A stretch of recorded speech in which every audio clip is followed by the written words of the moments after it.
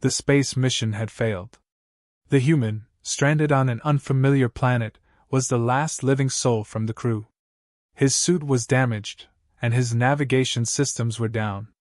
He stumbled through the dense alien jungle, his stomach growling from hunger, while his mind raced through a million thoughts of how to survive. Then, out of nowhere, towering figures appeared before him, massive, beautiful women, at least 10 feet tall, with long flowing hair and glowing skin. Their eyes were fierce, but strangely calm. As the human's heart pounded in his chest, his brain struggled to process what was happening. The giant women surrounded him, blocking his path in every direction. Their leader stepped forward, her eyes fixed on him with an intensity that sent chills down his spine. "EP*SSIES or die here!" she demanded, her voice booming like thunder, though her expression remained eerily calm. The human froze, his mind going blank. What did you just say?" he stammered, trying to make sense of the words. Surely, he had heard wrong. This couldn't be happening. The vastness of space, the crushing loneliness of being the last person alive on this forsaken planet, and now this, some kind of bizarre, primal demand. His thoughts whirled into chaos as he tried to rationalize it. "EP*SSIES or die here!" the giantess repeated, her tone unwavering. The human's eyes widened as he processed her words. "Is this some kind of alien initiation?" His mind began to race. Did they want to do something? Was this some kind of ritual? Was it some kind of test to prove his worthiness for survival? Or no, he couldn't be thinking that. He wasn't ready for this, whatever it was. The women watched him intently, their expressions unreadable, as if waiting for him to respond. The giantess took a step closer, her massive footfall shaking the ground beneath him. He felt tiny and insignificant, his pulse pounding in his ears. The pressure was suffocating. He blinked several times, trying to make sense of the situation. His mind raced, then he blurted out the only thing he could think of. "Is this some kind of test? I'll do whatever it takes to survive, just please don't eat me." The absurdity of the words coming out of his mouth hit him almost immediately. Was he really pleading for his life based on some bizarre misunderstanding? The leader of the giant tribe cocked her head, a flicker of amusement crossing her face. The other women exchanged looks, their expressions softening as if they were enjoying his confusion. But the giantess remained firm. "You misunderstand, little one," she said slowly, with a hint of a smirk tugging at her lips. "You must prove yourself. If you do not eat the sacred fruit, you will die here." The human's confusion deepened. The sacred fruit? What was she talking about? He stared at her in utter bewilderment. Sacred fruit? What does that have to do with P***size? The giantess didn't answer right away. She simply motioned to one of her warriors, who then presented a strange, brightly colored fruit that glowed faintly in the dim light of the jungle. The fruit resembled something between a watermelon and a passion fruit, with an outer skin that shimmered with an almost erotic allure. The human couldn't help but stare at it for a moment, his mind spinning with thoughts of what the giantess had meant. "You must eat it. Only then will you prove your worth," she said, her tone growing more serious. The human blinked. Wait, are you saying I have to eat that fruit to survive?" His voice cracked in disbelief, his brain scrambling to reconcile the absurdity of the situation. Was this some kind of alien delicacy?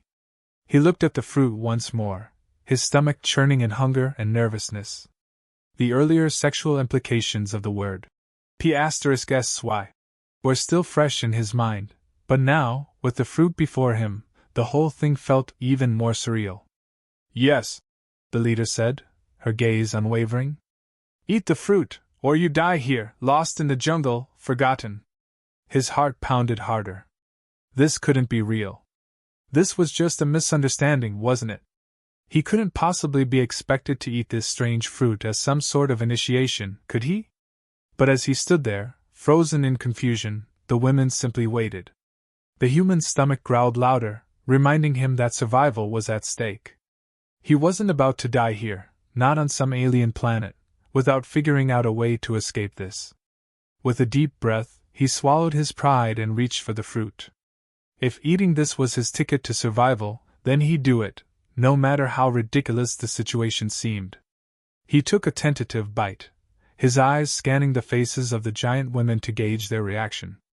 The first taste was sweet, almost overwhelmingly so. It was as if the fruit had been infused with every sugary flavor he could imagine, tart, rich, and full of exotic spices that danced on his tongue. He chewed slowly, confused by how delicious it was, yet his mind still couldn't quite grasp the full reality of what was happening. The women watched him eagerly, their expressions shifting between amusement and anticipation. "Good," the giantess said, her voice softer now. "You live, for now." The human looked up, still trying to make sense of the events unfolding before him. "So, I didn't die because of the fruit?" "No," she replied, her gaze flickering with something that might have been satisfaction or amusement. "But there are many more trials to come." The human felt a shiver run down his spine. More trials? What did that mean? He had barely survived this one, and now it seemed there were more tests, more challenges to face. And they were all wrapped up in this bizarre, absurd culture of hers. There was no telling what he'd have to do next. The giantess motioned for him to follow her, and as he did, the world around him seemed even stranger than it had before. The tribe's customs were a tangled web of rituals, all underlined by the same basic rule: survival depended on navigating the absurd and often sexualized expectations of the tribe. The human had no idea what he was in for, but as he followed the tribe deeper into the jungle, he realized that one thing was certain: this strange, chaotic world wasn't going to be easy to escape from. The human swallowed the last bite of the strange fruit, his mind still in a haze of confusion. The women seemed satisfied, though, watching him closely as if waiting for something more. He wiped his mouth with the back of his hand, then looked up at their expectant faces. "So, what now?" he asked, still feeling like he was caught in the middle of a bizarre, alien nightmare. "Is that it? I ate the fruit, so I'm good, right?" The giantess who had first spoken to him, the apparent leader of the group, stepped forward with an amused smile tugging at the corners of her lips. She gave a soft chuckle, which echoed in the dense jungle.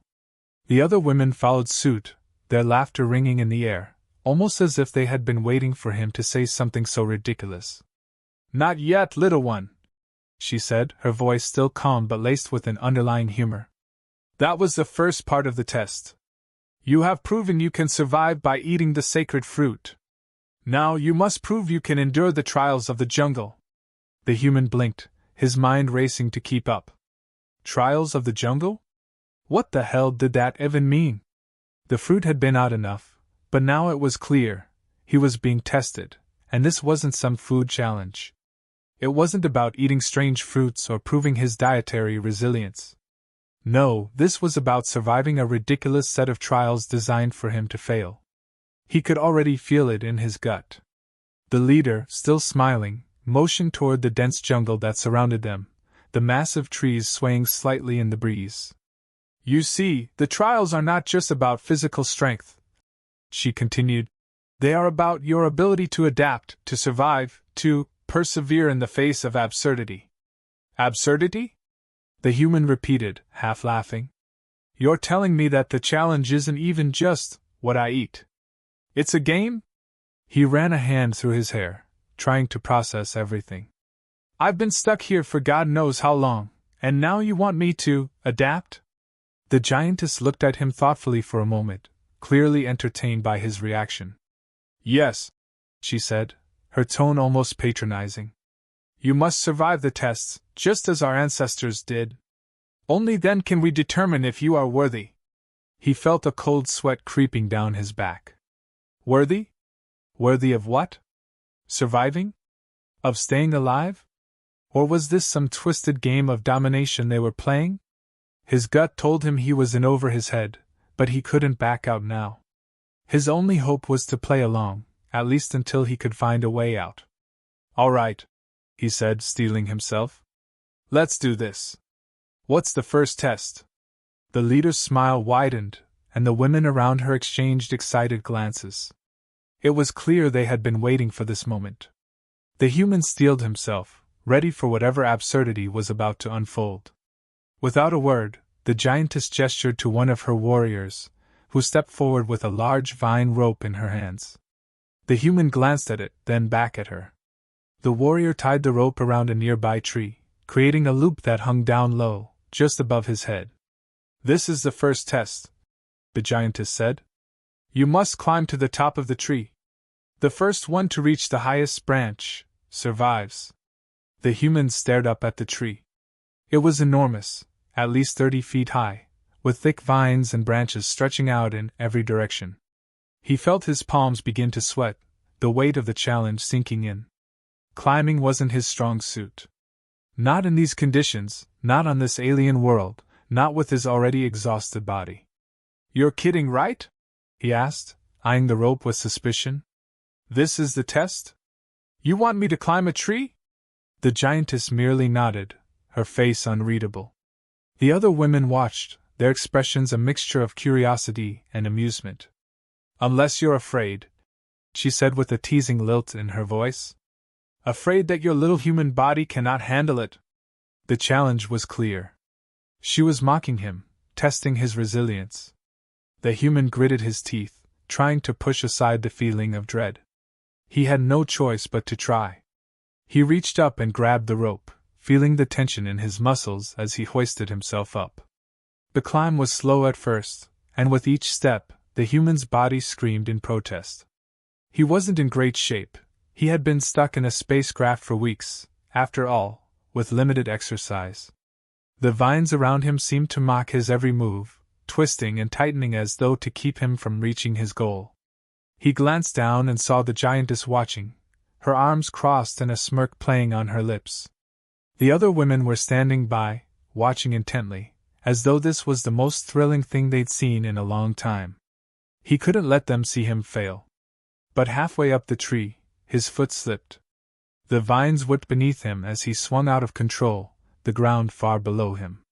For a brief moment, he thought he was going to crash to the ground, but his hand shot out and grabbed a thicker vine just in time to save himself. "Close, little one," the giantess called out with a laugh. "But not enough. Do not fail." The human took a deep breath, trying to steady himself. His mind raced, and the pressure of the test was beginning to weigh on him. The women were watching, waiting for him to fail. He wasn't about to give them the satisfaction. With renewed determination, he reached up, pulling himself higher. His arms burned, but he kept going, his breath coming in quick bursts as he climbed toward the highest branch. Finally, after what felt like an eternity, he reached the top, his hands gripping the thickest branch he could find. He pulled himself up and stood on the branch, gasping for air, his heart pounding in his chest. "I did it," he panted. "I reached the top. Now what?" The giantess smiled, her eyes gleaming with approval. "Good. But the next trial is harder, human. Much harder."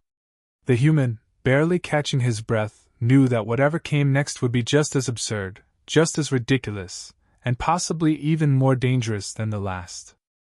The human's heart pounded in his chest as he steadied himself on the vine, still clinging to the tree like a rag doll caught in the wind.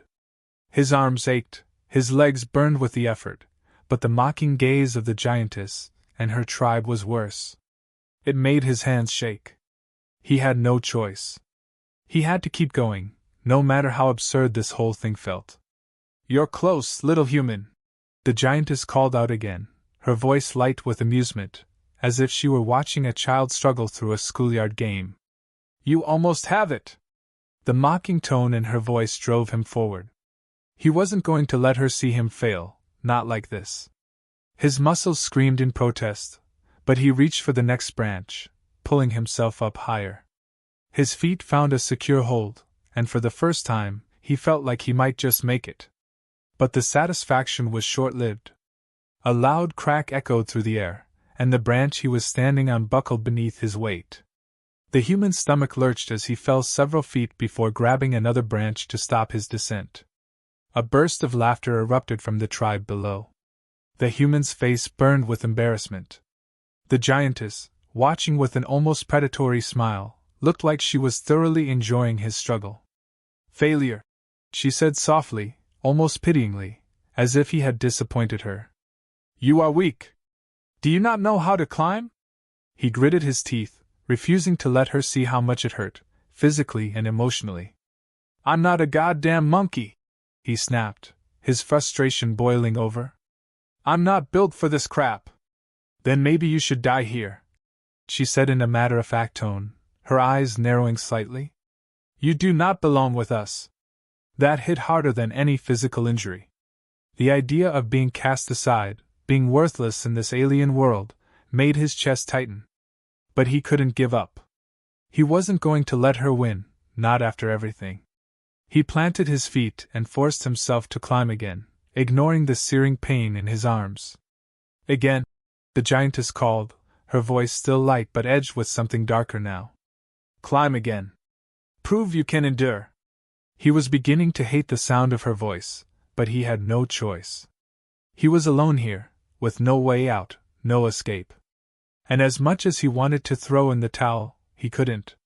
The absurdity of the whole situation was wearing thin, but somehow, that made it even more urgent. He had to finish. He had to do something that made sense in this madness. The second attempt was no better. Each time his foot slipped or his hands failed to find the right grip, the women below cheered and laughed. It was torture, but it was also starting to build something inside him: anger, determination, and a fierce resolve that refused to quit. Then, on the third try, something clicked. Maybe it was the exhaustion, maybe it was sheer willpower, but his body finally found its rhythm. His grip tightened on the vines. His legs moved with precision, his muscles, though sore, now operating with desperate efficiency. With a final burst of energy, he swung himself onto the last branch, then reached up and grabbed the highest one. He was at the top. He didn't celebrate. Instead, he looked down at the tribe, who were still watching, some with raised eyebrows, others with wide smiles. He had done it, against all odds. The giantess's face showed no surprise, only amusement, as she nodded in approval. Well done. You survived the first trial. The human took a few shaky breaths, trying to steady himself. He had done it. But there was no time to rest. The realization hit him hard: this was just the first challenge. And there was no way to know what the next one would be. He had survived the climb, but what came next? Before he could even think of asking, the giantess moved forward, her eyes scanning him with renewed interest. Her voice, though still playful, now had a note of seriousness. Now we move on to the second challenge. Are you ready, little human? The human's mind raced. What could possibly top this? Climbing an alien tree? What was next? Some kind of gladiatorial combat against giant monsters. Ready, he said, trying to sound more confident than he felt. The exhaustion from the climb was settling in his bones, but he refused to let her see how drained he was. She was waiting for him to make a mistake, waiting for him to fail again, and he wasn't going to give her the satisfaction. Good, she replied, with a smile that sent a chill down his spine. Then let's see how you handle the second trial. The giantess waved her hand toward the surrounding jungle. A strange rustling noise filled the air. The human's eyes darted around, his heart racing, but he saw nothing. The women around him tensed, their expressions shifting from amused to something more alert. Then, from the underbrush, something emerged, a creature, enormous, covered in scales, with glowing red eyes and massive claws. It was unlike anything the human had ever seen, some kind of alien predator, ready to rip him apart. Before he could react, the giantess's voice cut through the panic. This is the second trial, she said coolly. Kill or be killed. The human froze. Wait, what? He looked at the creature, then at the giantess. Are you serious? You want me to fight that thing? She gave a small shrug, as if it were no big deal. Yes. Show us that you have the courage to survive. Prove you can kill or die trying. For a moment, the human thought he was going to lose it. Fight that thing? With what? His fists? His broken body? The sheer absurdity of the situation hit him harder than ever before. But as the creature advanced, its claws scraping the ground, he realized something. There was no choice. This wasn't a game anymore. This was real. The giantess and the tribe stood by, watching, waiting for the show to unfold. No one cared if he survived. They just wanted to see if he could do it. He had no weapon, no armor, no hope, but he wasn't going to let this be the end. Not like this. He scanned the area around him, looking for anything that could give him an advantage. His breath came fast, his pulse pounding, but his mind locked in. Then he saw it, a sharp rock lying at his feet. It wasn't much, but it would have to do. He grabbed it and turned to face the advancing monster. The giantess's laugh echoed in his ears as he took his first step forward. The trial had only just begun. The creature snarled, revealing rows of sharp, jagged teeth, its eyes glowing an ominous red. It was huge, easily 5 times his size, and moved with terrifying speed. Its claws scraped against the ground as it slowly approached, each step vibrating through the air. The human's heart pounded in his chest, his instincts screaming at him to run, to get out of the way, but he knew he couldn't escape. There was no escape. Kill it or die, the giantess repeated, her voice unwavering, as though this were just another routine test for her tribe. The other women stood motionless, observing, waiting for him to make a move, as if his fate had already been sealed. The human's mind raced, trying to process the situation. He had no weapons, no tools, and definitely no idea how to fight this beast. His only option was to try and survive. What do you mean by kill it? How am I supposed to? The giantess cut him off with a dismissive wave. Figure it out, little human. You have your strength and wits. Use them or die. The creature growled louder, its eyes never leaving him. The air smelled of damp earth and something foul, like the creature had been living in the jungle for far too long. He swallowed, trying to steady his shaking hands. He needed a plan. Fast. There was no way he could overpower the creature directly. It was too big, too strong. He looked around frantically, scanning for anything that might give him an advantage. The jungle was dense with foliage, but there were no clear weapons, no rocks, no sticks, nothing that would help him in a fight. His only advantage was the environment. The vines from earlier were still draped across the trees, and there were thick branches above. But how could he use those? He didn't have time to think things through. The creature moved closer, its massive claws digging into the ground with each step, the tension in the air almost unbearable. His eyes darted back to the giantess, who was watching him with a cold, assessing gaze. Do something, she said flatly, her tone almost bored. You're wasting your time. That stung more than it should have. He was the one who was about to die, and she was acting like this was some sort of sick game. But he couldn't let her see that. His life was on the line, and if he was going to survive, he needed to be clever. Not strong. Clever. In a sudden burst of inspiration, the human darted to the side, using the thick vines to swing himself away from the beast. The creature reacted immediately, snapping its jaws shut with a vicious growl, its claws raking the air in frustration. It was fast, but the human was quicker.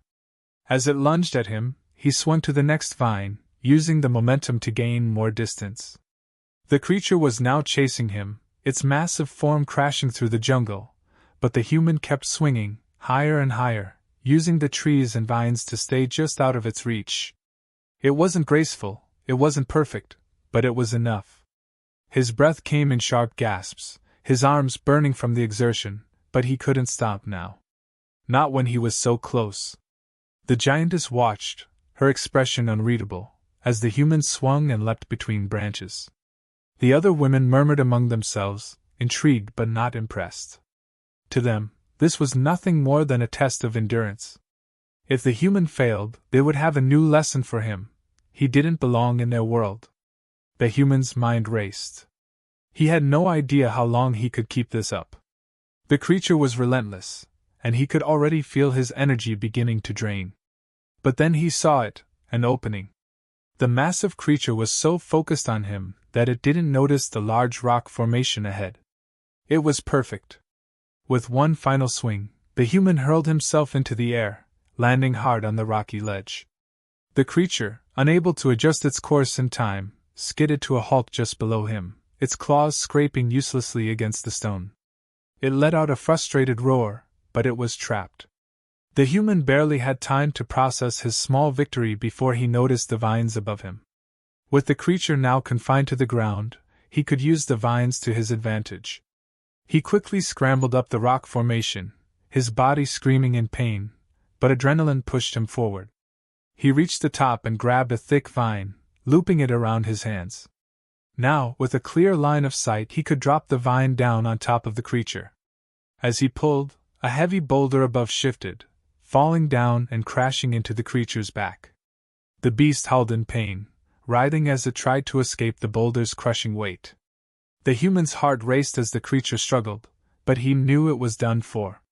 The giantess watched from below, her arms crossed, her gaze steely. There was no sign of approval, but she said nothing as the creature's thrashing slowed, then stopped altogether. The human's chest heaved with exertion, his body aching, but he had done it. He had killed the creature, at least in the eyes of his captors. He slid down the rock and approached cautiously, staring at the still form of the defeated beast. The women didn't move, their faces impassive. The giantess stepped forward, her lips twitching into something resembling a smile. "Well done, little one," she said, her voice surprisingly soft. "You have passed the second trial. You have shown strength and cunning. But do not think you are free yet." The human swallowed, his mind still catching up with the events that had unfolded. He had done it. But at what cost? What more would they ask of him? "You are not the first to try this," she continued, her gaze unwavering. "And you won't be the last. But none have ever made it this far." The human stood tall, though his legs felt like jelly. "And what happens now?" he asked, his voice a little more steady than he felt. "Do I get to go home?" The giantess smiled, though it was cold, calculating. "Not yet. There is one final trial. One more test. And if you fail, well, then you'll die here, with the others." The human's stomach churned, but he knew he couldn't stop now. "What's the final test?" he asked, his voice barely a whisper. The giantess turned her back and gestured to the jungle behind her. "Follow me. You will see soon enough."